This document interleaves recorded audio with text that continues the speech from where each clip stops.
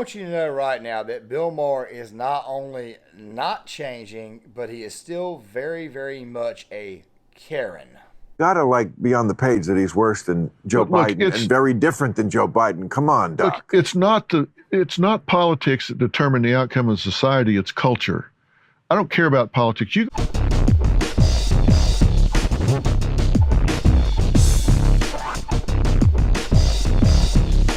Okay, guys, we got to talk about Bill Maher again. Now, guys, you know that I like to be a little bit hard on Bill, but I'm hard on Bill because I know who Bill is, and I know exactly what he has been supporting over the years. And, of course, you see this tweet right here from Juanita Broderick, and you automatically think to yourself, haven't you been saying for a while that Bill Maher has not been red-pilled and that Bill Maher is very, very much still on the left and that he's going to have such takes that really kind of make you think, well, you know, he's not woke. He definitely isn't woke. But then again, at the same time, though, he's over here still going on about the Orange Man, whom, by the way, of course, recently, he's been around the entire time, but he kind of resurfaced himself on national television the other night during the CNN town hall. I wanted to cover that, but then again, though, at the same time, though, things happened, and I wasn't able to get around to that. But that's not the topic of this video.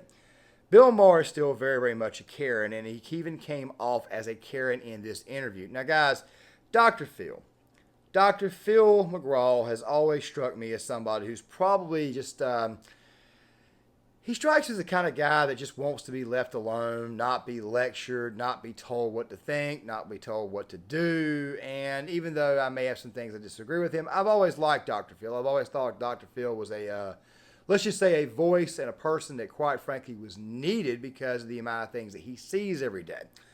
Dr. Phil, by the way, has been seeing this rampant wokeness when it comes to the whole gender, I can't say it because of the YouTube algorithm, but of course he's been very, very vocal dealing with that issue on the show. Of course, he's had Matt Walsh on, he's had a lot of people, Sydney Watson was on, I think, recently, who've kind of gone after the whole, you know what, I'll say it this time, the whole trans issue thing, debating all the crazy whack jobs out there on the left who say that people should be able to transition at any age. Then again, though, I can't really talk about that on YouTube or else YouTube will remove one of your videos like they did the other day. And, of course, this was actually a video from like 3 months ago that it's what they wanted to remove, as you guys are seeing. But still, though, at the same time, we got to talk about this. Now, guys, at the very end of this video, after we respond and we react to all this stuff, I'm going to tell you guys a bit of a story because, believe it or not, I can spot a Karen a mile away. I can spot a male Karen a mile away, and there's actually a story and a reason why that is the case. We're also going to be talking about conversation etiquette in this video to go along with this as well, because if there's one thing that people don't want to have to listen to, is they don't want to have to be hit with something out of the middle of nowhere for the sake of, how do I say, the other person just kind of like coping and seething and getting their point out. Let's go ahead and watch this clip right here, the whole exchange, and we'll come right back. Politics. You go back to the beginning, and Democrat and Republicans have been in control about 50-50. They've had control of the House and Senate while they were in control of the presidency about 50-50. They've had it not in control 50-50. And look where we are. They both come up about the same place. I don't care about that. I care about our culture. Say that Trump is a completely different animal than the politics on the left and the right that we both agree is very lacking on both sides. It begs the question. He is a completely different element and much more dangerous. I mean, we're talking about some sort of unnatural predator that was introduced into this wild, which was it was a jungle in the first place. But this is a different element. Nobody else has ever tried to not concede an election in this country, try to overturn an election we all, even the people in his own party, understood was lost. That is a Rubicon that we have crossed that makes him completely unique. A unicorn, if a unicorn was a big fat asshole. If I can't have your faith on that, it's very hard for me to understand where you're coming from on any issue. I'm telling you. Doc, you can't do it. No, I'm telling you this. That's a cop-out. What difference does it make? A, he's not in power now. B, he's probably not going to be, and C, it doesn't. Let me ask you this. No, wait a minute. Hang on. You've read 1984 how many times? Once. You have a good memory.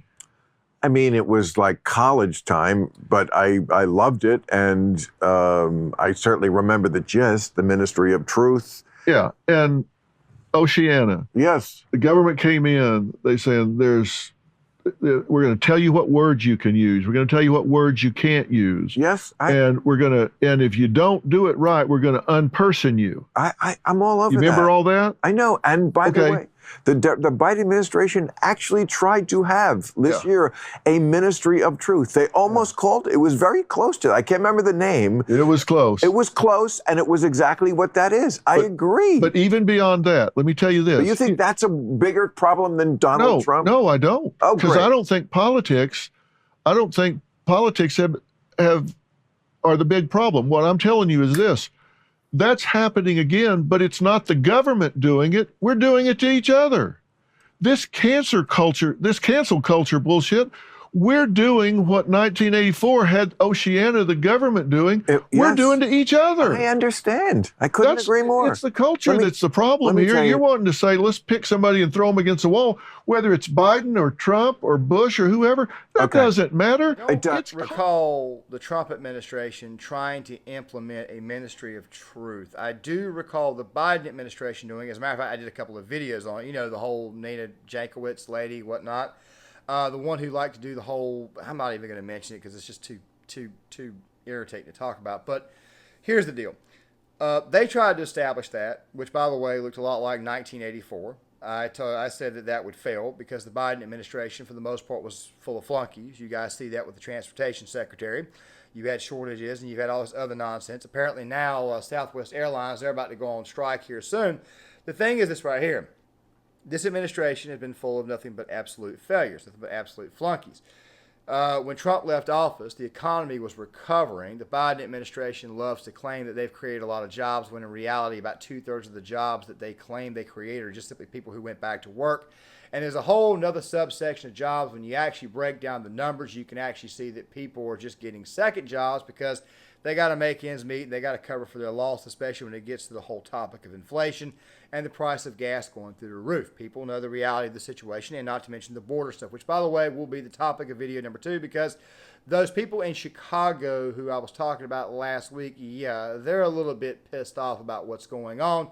We'll talk about that in the next video. Fact of the matter is that Bill Maher has never changed. He is never going to change. I understand that he has got an issue with Donald Trump, but here's the deal. I've been saying for a while about Bill Maher. Bill Maher is not being red-pilled. He is fighting back against the wokes on certain topics, certain things, but then he'll turn right back around in 2024 and vote for the same exact people that are trying to implement all these woke policies. This is who Bill Maher is. He is not going to change. He is more along the lines of the, he is the leftoid who's got the leftoid fart in his brain and it will never come out. Tim Pool called it the banality of evil because he thinks that Bill Maher just goes on his entire life and doesn't read the news or anything. When it's finally shown to him, he then says, oh God, oh dear, what a very, very bad thing, even though it's stuff that he, quite frankly, advocated at one point in time. All right?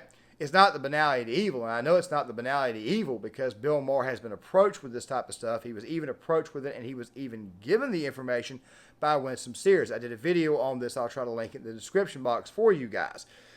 When he was approached with what the hell was going on in schools, he reacted. He then came back out later on, and then, for whatever reason, he chose not to moderate from his position or anything.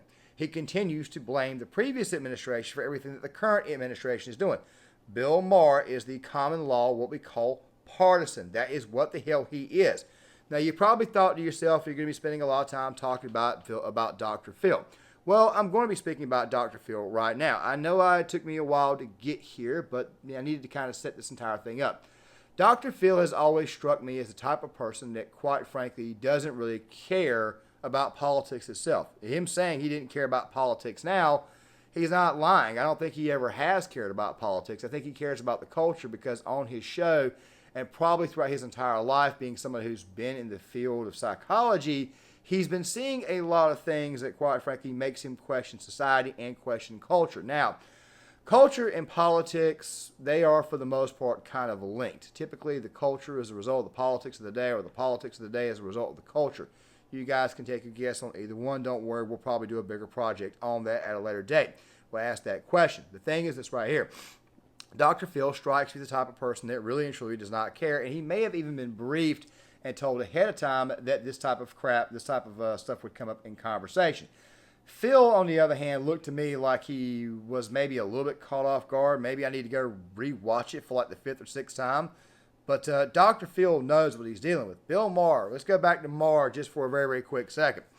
This is the same guy who in 2020 was upset because the impeachment effort on Donald Trump actually made him stronger. Bill Maher is the same person who said we need a recession to get him out of office. Bill Maher wanted the American people to suffer. He wanted the people to lose their jobs and have to pay massive rates as far as food, inflation, all that stuff. He wanted the price of gas through the roof. He wanted that stuff then. He probably does not like it now because it's affecting his wallet. But yet he still can't seem to understand that it was him voting for these types of policies over the years and him being the way he is that kind of put us in this situation.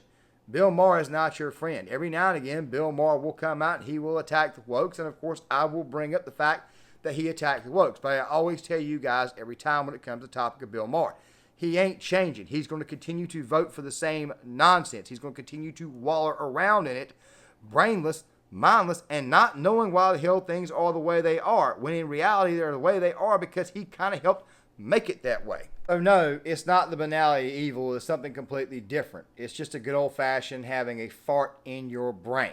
I know that that's kind of a non-politically correct term, but then again, though, these guys were talking about cancel culture and they were talking about political correctness, which, by the way, is very, very rampant amongst the left. As a matter of fact, it's one of the many rules of Saul Alinsky. It's one of the many things that Karl Marx was okay with. And don't worry, we'll be doing some projects on that here in the near future as we transition to start doing a project roughly every weekend, that type of thing, because eventually this channel is probably going to move some of its more scathing content, the stuff that can kind of get me in trouble, to Rumble. Don't worry, I'll be updating you guys as we do that, because you guys know me. I love to give you guys updates on what's actually going on.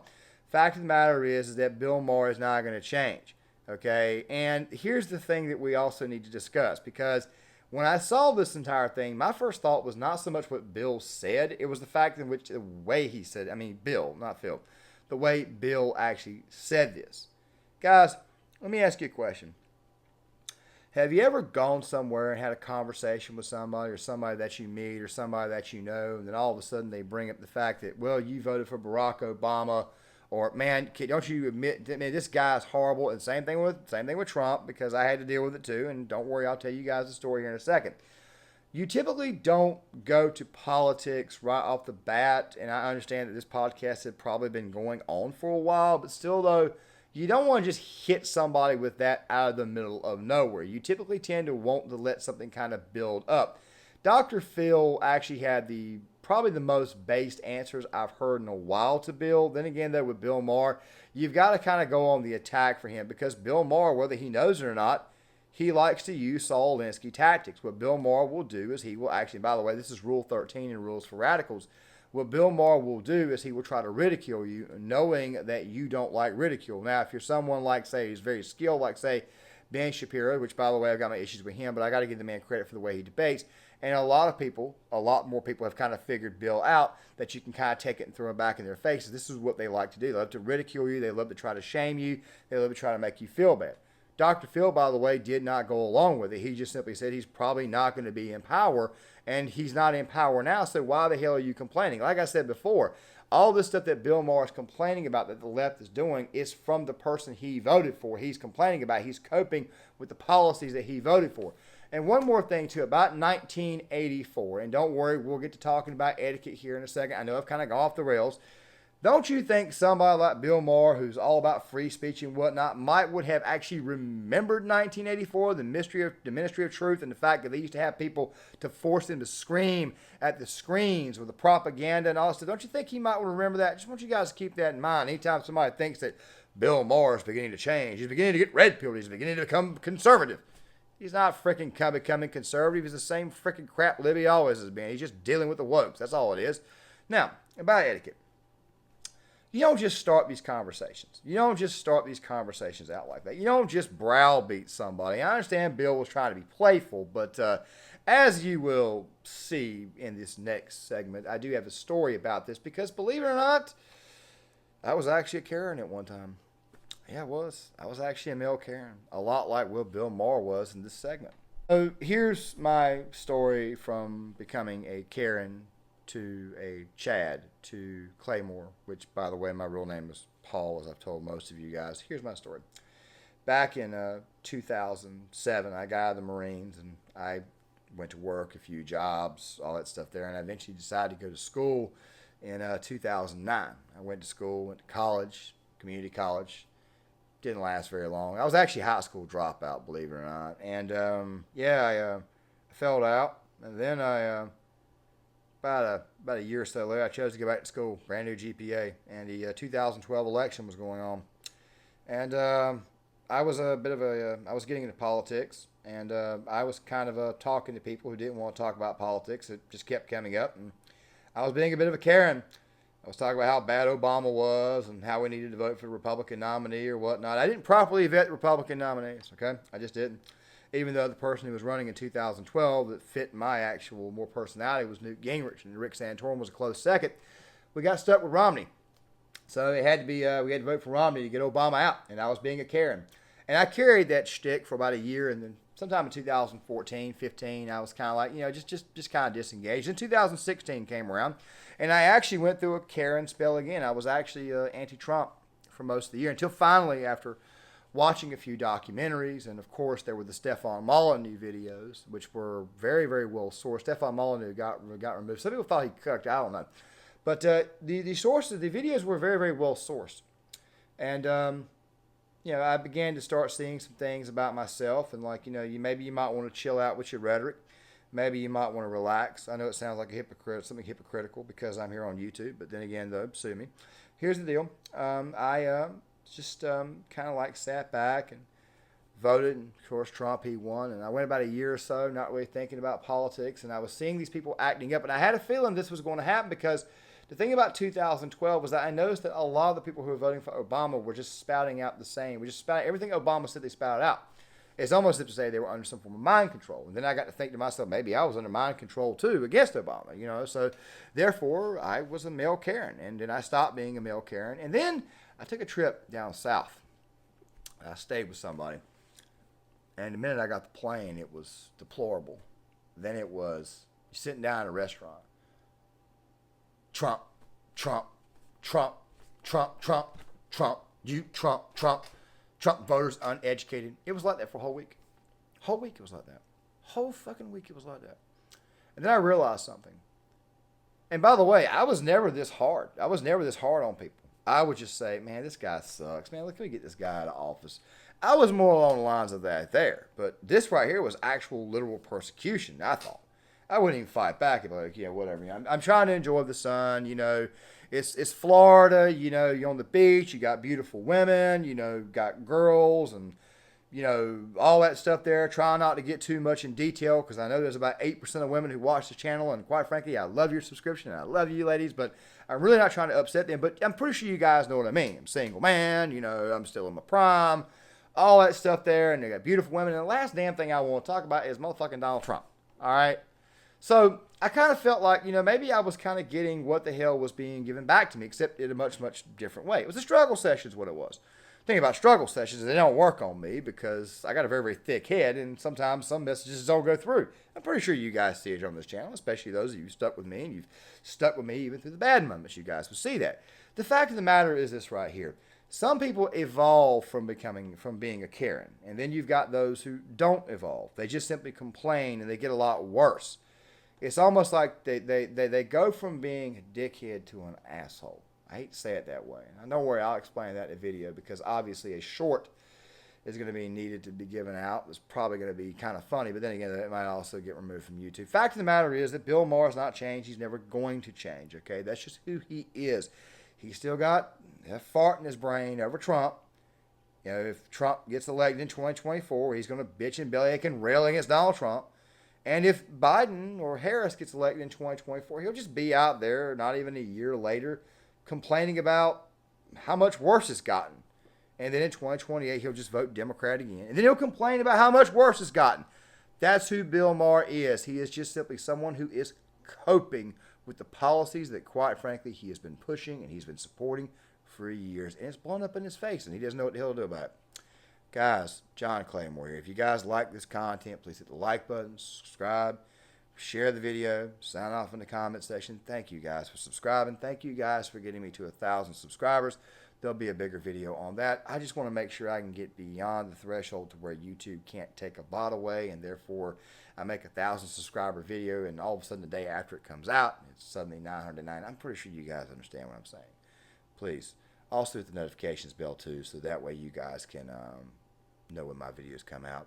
And I'll see you guys later.